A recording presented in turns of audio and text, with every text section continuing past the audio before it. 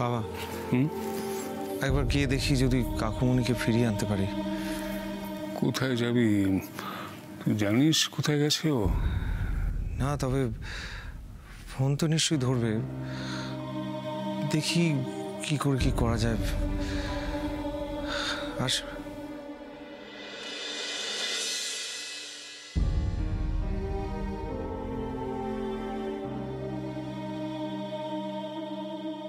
বকুল, এটা কি করলি তুই?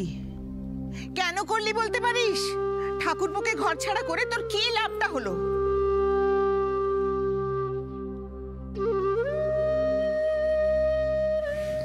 মা, আমি বুঝতে পারিনি কাকুমণি এভাবে কোনো কিছু না ভেবে রাগের মাথায় বাড়ি ছেড়ে চলে যাবে। আমি বুঝতে পারি না। তা তুই কি ভেবেছিলি বল? কি ভেবেছিলি? তুই একটা মানুষকে অপমান করবি আর সে হাসি মুখে সেটা মেনে নেবে? তুই তার সম্পর্কে যা যা অ্যালিগেশনস আনবি সে মাথা পেতে বলবে যে হ্যাঁ বকুল, তুমি যখন বলছো তখন আমিই দোষী, এটাই ভেবেছিলি? মা, ব্যাপারটা সেটা নয়। থাম, আমাকে বোঝাতে আসিস না। তোরা অন্যায় করেছিস সেটা স্বীকার কর। ঠাকুরপো সম্পর্কে মিছি কতগুলো বাজে অ্যালিগেশন এনে তোরা চরম ভুল করেছিস, চরম ভুল। ঠাকুরপো ভুলটা কি করেছিল বলতো? শুধুমাত্র একটা গলার মিল পেয়েছিস বলে তোরা এত বড় একটা অনর্থ বাঁধিয়ে দিলি। তোদের এই সন্দেহ করা, এই তদন্ত করা, পরিবারের মানুষকে হেনস্থা করা, আমি মেনে নিতে পারছি না। তোদের এই হঠকারী ডিসিশনের জন্য আমার পরিবারটা তো ভাঙতে বসেছে। দুটো লোক অলরেডি বেরিয়ে চলে গেছে, আর কে বেরোবে আমি জানি না। আমার তো ভয় লেগে যাচ্ছে এবার। অঞ্জলি, সত্যি গো আমার এবার ভয় করছে। এই বকুল আর ঋষির এই যে সত্যের জন্য লড়াই, এই যে ভূত মাথায় চেপে বসেছে, তাতে আমাদের পরিবারের মন্দ বই ভালো তো কিছু হচ্ছে না। বকুল,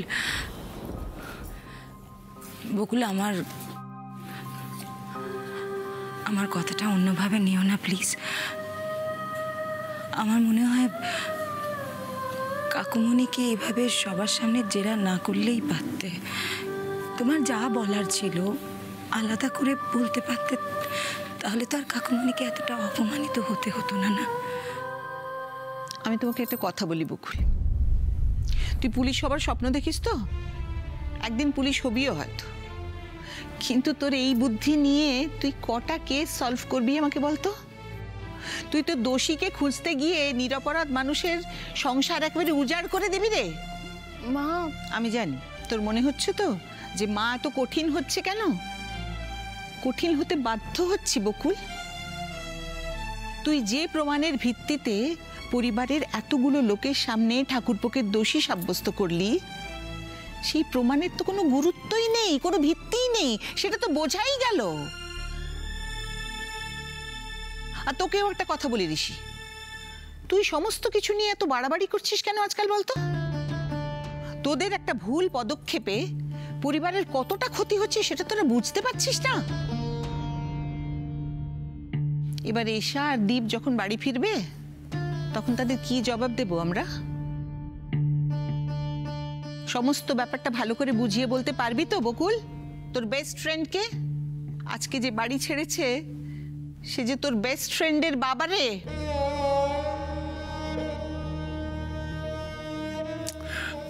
অঞ্জলি, এবার থামো না। যা হবার তা তো হয়েই গেছে। এখন এই নিয়ে আক্ষেপ করে তো অশান্তি আরো বাড়বে। থাক না বাবা, মাকে আটকিও না, বলতে দাও। মনের মধ্যে কোনো কথা চেপে রাখা উচিত না। মা, তুমি ঠিক বলেছ, সত্যি আমি দোষ করেছি। আমি এমন অপরাধ করেছি যে আমার ক্ষমা চাওয়ারও মুখ নেই মা। কিন্তু মা, আমি যার জন্য এত কিছু করছি, যার জন্য আমার এত লড়াই, সে যে আমার সবচেয়ে কাছের মানুষ মা, আমার বাবা।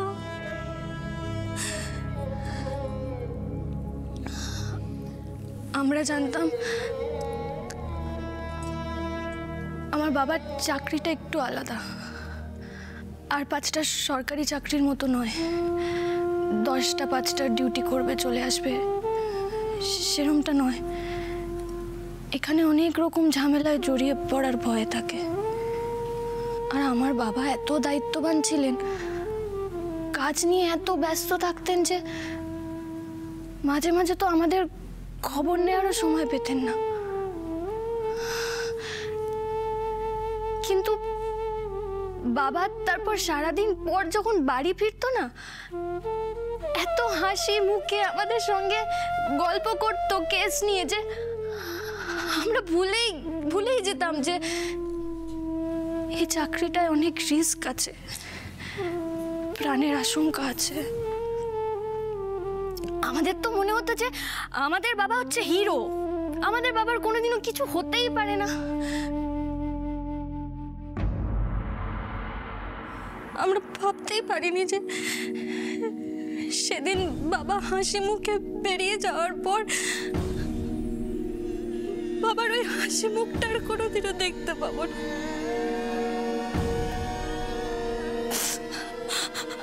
আমাদের কাছে খবর এলো আমার বাবার গুলি লেগেছে, মৃত্যুর সঙ্গে লড়াই করছে আমার বাবা।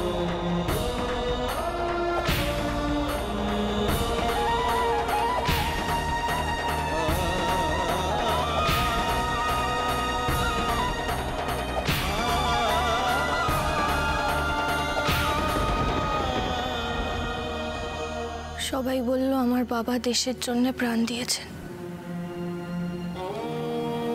আমার ঠাম্মি রত্নগর্ভা, ঠাম্মির গর্ব করা উচিত এরকম ছেলেকে নিয়ে। আমরাও এরকম বাবার স্মৃতি আঁকড়ে ধরে বাঁচতে থাকলাম, এভাবেই চলছিল। জানো তো আমার ঠাম্মি এই কেসটার ব্যাপারে অনেক কিছু জানতো, কিন্তু আমাদের সঙ্গে কোনোদিনও এটা নিয়ে কিছু আলোচনা করেনি। এবার আমি জানতে পারলাম যে আমার বাবা কোনো দুষ্কৃতী হামলায় মারা যায়নি, তাকে ঠান্ডা মাথায় ষড়যন্ত্র করে খুন করা হয়েছিল।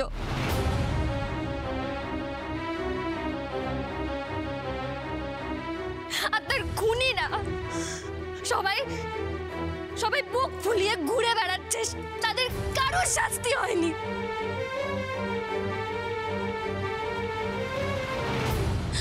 এবার তোমরাই বলো না, এত কিছুর পরে চুপ করে থাকা যায়?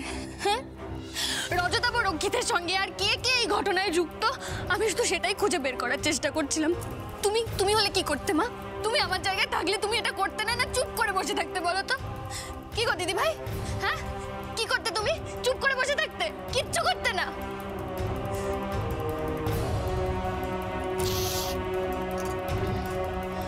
প্রথমে ঠাম্মির কাকুমণিকে দেখে সন্দেহ করা, কাকুমণির গলার স্বর মিলে যাওয়া, কাকুমণির ওই হাসি, এছাড়া আরো অনেক ঘটনা আছে। যেমন ধরো ওই যে গোবিন্দ বসাকের সঙ্গে কাকুমণির সম্পর্ক। এই সব কিছু থেকে আমার মনে হয়েছিল যে কাকুমণি হয়তো সেই লোক যাকে আমি খুঁজছি।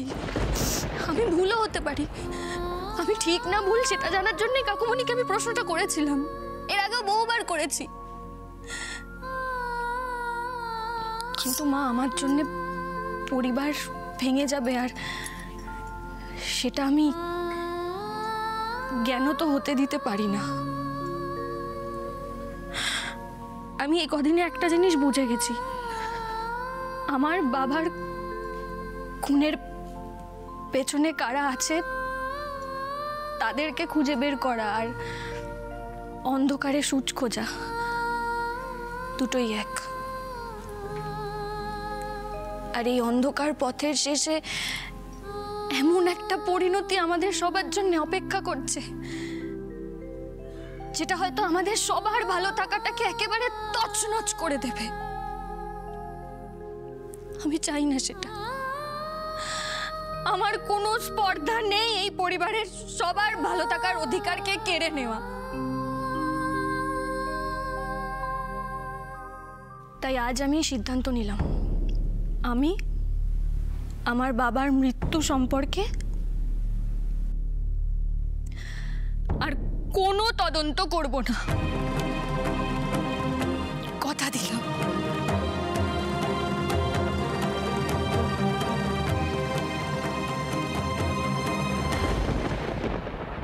চল চল।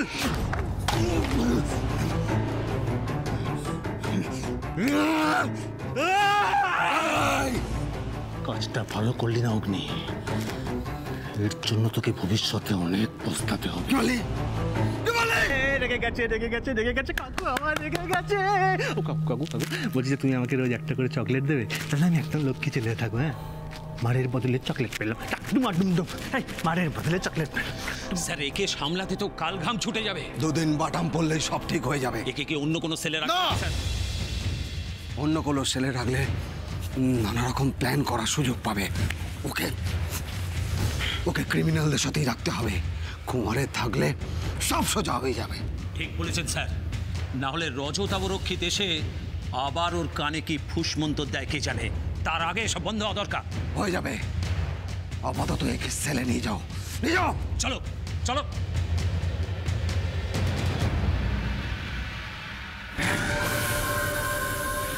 এই পুলিশ, পুলিশ আবার আবার এসব করে না। চলো চলো চলো চলো চলো চলো। বিনোদ প্রধান লোকটা সাংঘাতিক। ভিতরে ভিতরে কি ছক করছে কে জানে। এটা তুমি কি বলছো বকুল? তোমার বাবার খুনিকে খুঁজবে না মানে? ক্রিমিনালগুলোকে তুমি শাস্তি দেবে না? না, তাদের খুঁজতে গিয়ে আমার এই পরিবারের কোনো ক্ষতি হোক, আমি সেটা চাই না। আমি ভেবেছিলাম আমি সত্যকে প্রতিষ্ঠা করতে সব কিছু করতে পারি, কিন্তু আমি এতটা স্বার্থপর হতে পারবো না। বকুল, তুমি যে কাজে হাত দিয়েছো সেটা খুব কঠিন কাজ। এরকম পরিস্থিতির মুখোমুখি হতে হবে সেটা তুমি খুব আগে থেকে জানতে। এখন পিছিয়ে আসছো কেন? আমি এখন বুঝতে পারছি কেন ঠাম্মি আমাকে কিচ্ছু বলেনি। কিছু কিছু কথা থাকে যেগুলো কোনোদিনও কারোর সামনে না আসাটাই ভালো, কারণ সেগুলো সামনে আসলে ঝড় শুরু হয়। আমার বাবার মৃত্যু রহস্যটা এখন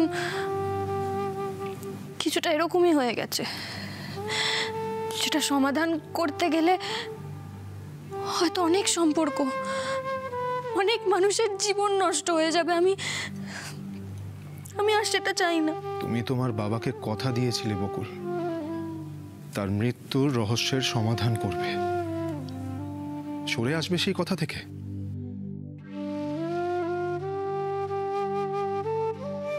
আমার বাবা ঠিক বুঝবে আমি কেন এই সিদ্ধান্ত নিয়েছি।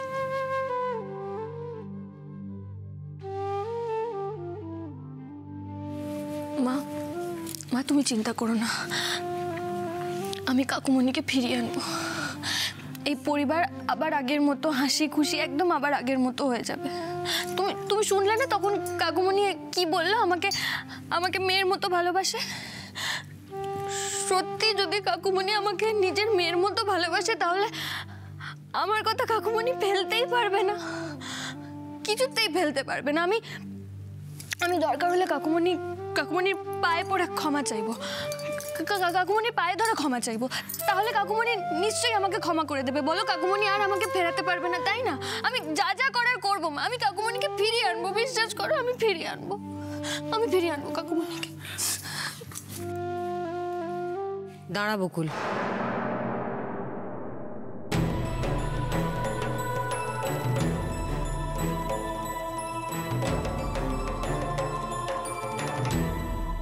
এই কি হচ্ছে কি? ছাড় ছাড় ছাড় বলছি, ছাড়। কিসের আওয়াজ এটা? ছেড়ে দাও। একদম নয়, একদম নয়।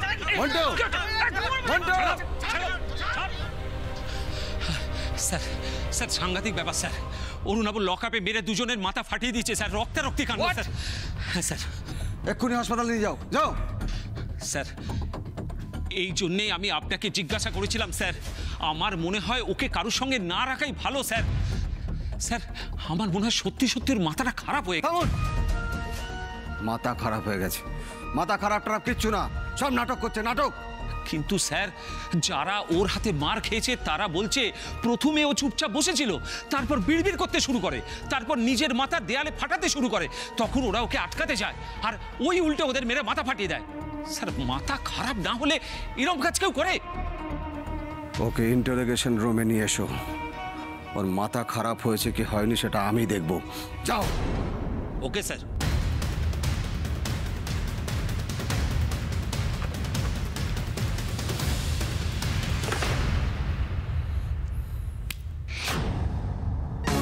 কোথাও যাবি না তুই, কারো পা ধরে তোকে ক্ষমা চাইতে হবে না।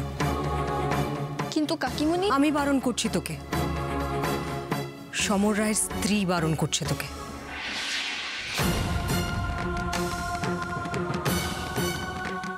কাকিমণি আমার কথাটা তো শোনো। তুই আমার কথা শোন বকুল। তুই একটু আগে জিজ্ঞেস করছিলি না যে আমাদের বাড়ির কেউ যদি তোর জায়গায় থাকতো তাহলে কি করতো।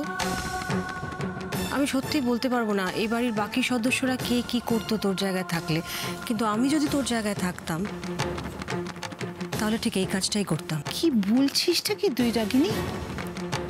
একেবারে মনের কথা বলছি দিদি। স্বর্গীয় বাবাকে দেওয়া কথা আমি কোনো মূল্যেই ফেরত নিতাম না। বকুল, সমর আমার স্বামী। ওর সঙ্গে কেউ খারাপ করে কথা বললে, ওর সম্পর্কে কোনো খারাপ কথা বললে, ওকে বদনাম করলে, ওকে অপমান করলে সব থেকে বেশি কষ্ট হয় আমার। অনেক বছর একসঙ্গে ঘর করছি তো, মানুষটার ধাত একটু হলেও আমার চেনা। খুব চাপা স্বভাবের। ও কখনো অফিসের কোনো কথা আমাকে এসে বলেনি, আমি ওকে জিজ্ঞেস করিনি। আর ঠিক সেই জন্যই এই ব্যাপারটার সঙ্গে ও জড়িয়ে আছে কিনা এটা আমি বলতে পারবো না। তুই ঠাকুরপোকে অবিশ্বাস করছিস রাগিনী? না দিদি, আমি বকুলকে অবিশ্বাস করছি না। যেটাকে অন্যায় বলে এমন কিছু আমি ওকে কোনোদিন করতে দেখিনি।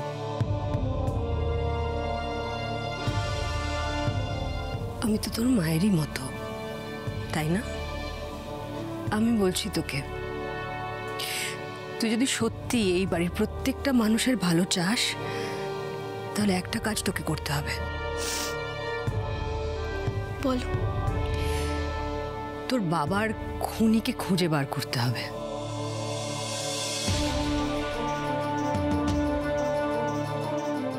সত্যিটা জানতে হবে, কারা তোর বাবাকে খুন করেছে, তাদের উদ্দেশ্য কি ছিল। পুরো সত্যিটা যত তাড়াতাড়ি সম্ভব তোকে জানতে হবে।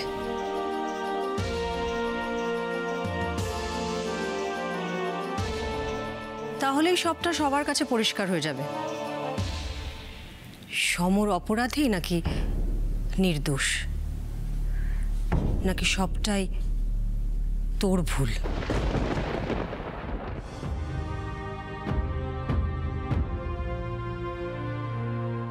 কাকিমণি, তুমি এটাই চাও তো? এটাই চাই। দেখ না, তোরা বারবার তোদের কাকুমণিকে সে দোষারোপ করিস, আর বারবার সেটা নিয়ে বাড়িতে অশান্তি হয়। আমি আর নিতে পারছি না। আমার এটার একটা পার্মানেন্ট সলিউশন চাই।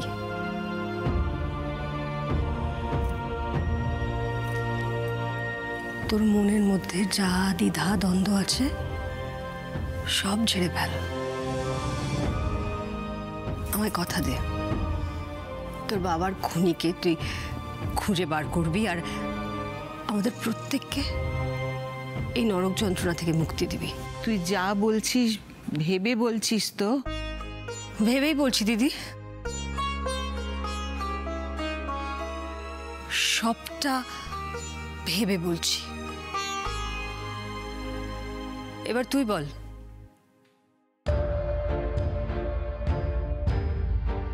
কথা দে আমায়। গত বছর 15ই আগস্টের দিন প্রথম জানতে পারি রজতা বরক্ষিত ফোনে কারোর সঙ্গে কথা বলছিল, আর সেখানেই আমি শুনতে পাই যে আমার বাবাকে ষড়যন্ত্র করে খুন করা হয়েছে। তখনই নিজের কাছে শপথ করেছিলাম, আমি প্রতিজ্ঞা করছি স্যার, আমি আমার বাবার মতো পুলিশ অফিসার হব, আর সামনের বছর 15ই আগস্টের মধ্যে আমি আমার বাবার প্রত্যেকটা খুনিদের বের করে তাদেরকে আইনের পথেই শাস্তি দেব। কাকিমণি, আমি তোমাকে কথা দিলাম, আগামী 15ই আগস্টের মধ্যে আমি আমার বাবার খুনিদেরকে খুঁজে বের করবই।